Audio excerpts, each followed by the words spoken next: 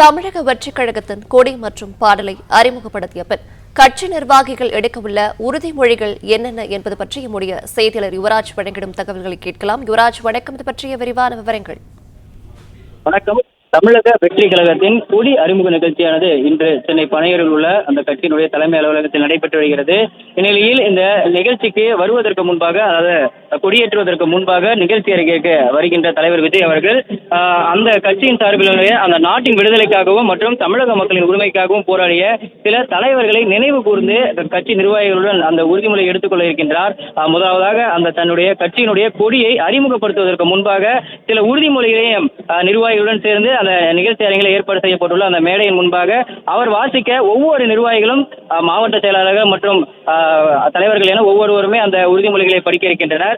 எனவே அந்த உறுதிமொழிகளில் மிகவும் முக்கியமாக நமது நாட்டின் விடுதலைக்காகவும் மக்களின் உரிமைகளுக்காகவும் தமிழ் மண்ணிலிருந்து வீரத்துடன் போராடி உயிர் நீத்த எண்ணற்ற வீரர்களின் தியாகத்தை எப்போதும் போற்றுவேன் எனவும், அதே போன்று நமது அன்னை தமிழ் மொழியை காக்க உயிர் தியாகம் செய்த மொழிப்போர் தியாகிகளின் இலக்கை நிறைவேற்றும் வகையில் தொடர்ந்து பாடுபடுவேன் என்றும் அந்த உறுதிமொழிகளே அந்த இரண்டு உறுதிமொழிகளாக இருக்கின்றது. அதே போன்று தொடர்ந்து இந்திய அரசியலமைப்பு சட்டத்தின் மீதும் இறையாண்மை மீதும் நம்பிக்கை வைத்து அனைவருடன் ஒற்றுமை, சகோதரத்துவம், மத நல்லிணக்கம், சமத்துவம் ஆகியவற்றை பேணி காக்கின்ற பொறுப்புள்ள தனி மனிதராக செயல்படுவேன் என்றும் அந்த உறுதிமொழிகளில் இடம்பெற்றிருக்கின்றது. அதே போன்று மக்களாட்சி, மதச்சார்பின்மை, சமூக நீதி பாதையில் பயணித்து என்றும் மக்கள் நல சேவகராக கடமையாற்றுவேன் எனவும் உறுதியளிக்கின்றேன் எனவும் அந்த உறுதிமொழியில் இடம்பெற்றிருக்கிறது.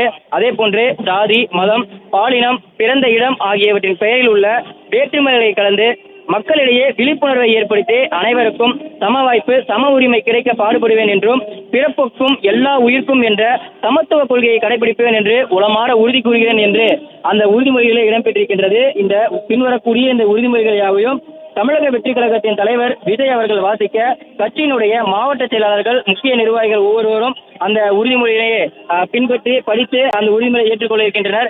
அதே போன்று இதில் இடம்பெற்றிருக்கக்கூடிய அந்த பிறப்புக்கும் எல்லா உயிருக்கும் என்ற அந்த சமத்துவ கொள்கையை கடைபிடிப்பேன் என்கின்ற உறுதிமொழியானது மிகவும் குறிப்பிடத்தக்கது. காரணம், இந்த கட்சியினுடைய பெயரை முதலில் அறிவித்த பொழுது அந்த கட்சியினுடைய பெயரில் இந்த பிறப்புக்கும் எல்லா உயிருக்கும் என்ற அந்த அடிப்படை கொள்கையானது இந்த கட்சியினுடைய அந்த நிர்வாகிகளும் தலைவரும் அவர்களை பின்பற்றுவதாக அவர்களிடம் தரப்பில் தெரிவிக்கப்பட்டுள்ளது. இந்நிலையில் கொடியேற்றுவதற்கு முன்பாக கட்சியினுடைய நிர்வாகிகளுக்கு முன்பாக இந்த உறுதிமொழியை ஒவ்வொருவரும் எடுத்துக்கொள்ள இருக்கின்றனர்.